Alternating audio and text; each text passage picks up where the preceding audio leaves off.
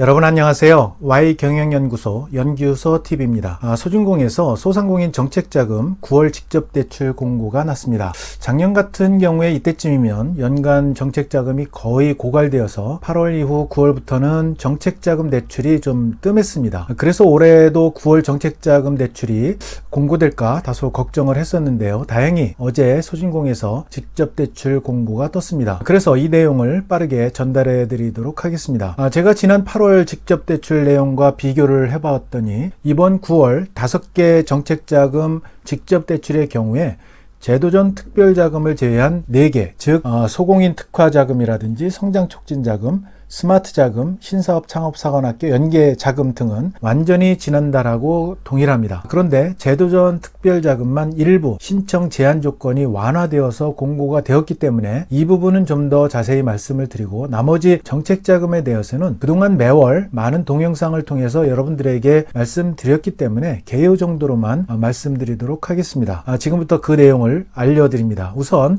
첫 번째, 소공인 특화자금은 연간 기업당 총 5억 원 이내, 운전자금 같은 경우는 연간 1억 원 이내죠. 그런데 수출 소공인은 운전자금 한도가 연간 2억 원 이내였던 거 기억하시나요? 그리고 대출 금리는 연 4.07%포인트입니다. 두 번째, 성장 촉진 자금은 기업당 총 2억 원 이내에서 대출 한도가 정해지고요.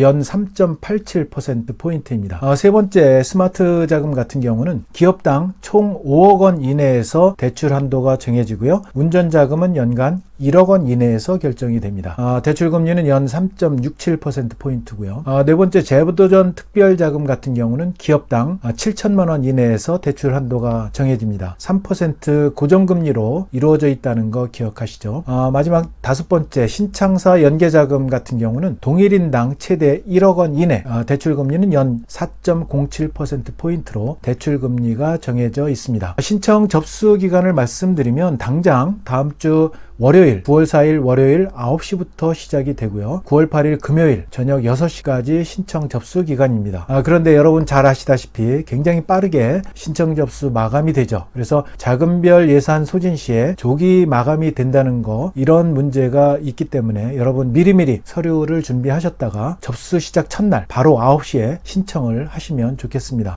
접수 방법도 제가 누차 말씀드렸듯이 운전자금의 경우에는 온라인 신청을 하시면 되고, 시설자금 의 경우에는 소진공 지역센터를 방문해서 신청하시면 됩니다. 여기서 주의하실 사항은 타금융기관 대출금을 상환할 목적으로 운전자금을 신청하는 경우가 있는데요. 이거는 원칙적으로 안 된다는 거 양지하시기 바랍니다. 신청 접수 약정 방법은 여러분 네이버나 구글에서 소상공인 정책자금을 치시면 소상공인 정책자금 사이트가 나옵니다. 이 부분도 제가 누차 말씀을 드린 내용이죠. 여기에서 회원 가입하시고 대출 신청하시면 됩니다. 그럼 이 동영상을 처음 접하시는 소상공인 여러분들을 위해서 각각의 정책자금에 대해서 간단히 설명을 드리겠습니다.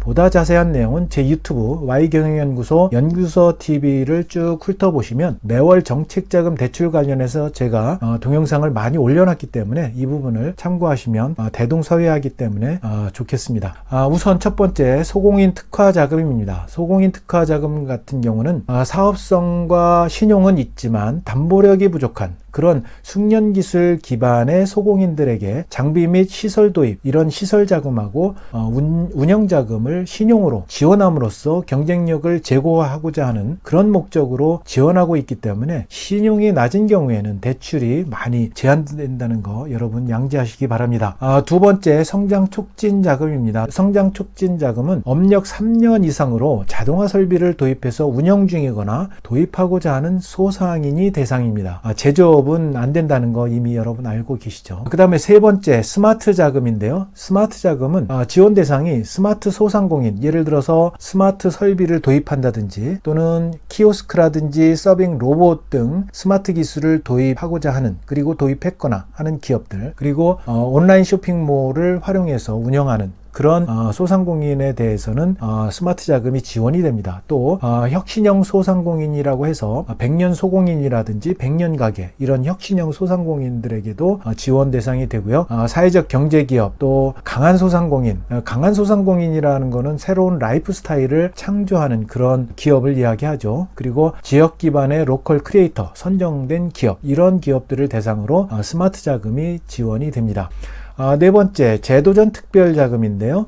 제도전 특별자금은 재창업 또는 채무조정 성실 이행을 통해서 제도역과 경영 정상화를 도모하고자 하는 소상공인이 대상인데요. 이 부분이 지난 8월하고 많이 달라졌습니다. 우선 유형 1과 2로 나누어서 말씀을 드리면, 유형 1은 재창업 부분에 있어서 준비 단계 또는 초기 단계의 소상공인을 대상으로 해서 지원을 해주는데요. 이 대출 신청 사업자 외에 타 사업자 보유를 할 경우에는 지원이 제외가 된다는 거 양지하시기 바랍니다. 여기서 준비 단계는 뭐를 의미하느냐 하면, 대출 신청일 기준 최근 1년 이내에 소상공인 희망 리턴 패키지 사업의 재창업 교육을 수료한 그런 소상공인을 이야기합니다. 그리고 두 번째, 초기 단계는 뭐를 의미하느냐 하면, 대출 신청일 기준 재창업 업력 7년 미만인 소상공인입니다. 여기에서 제가 지금 이야기하는 3개의 요건을 모두 충족하는 소상공인이어야 하는데요. 우선 첫 번째, 현재 재창업 기업의 대표이사가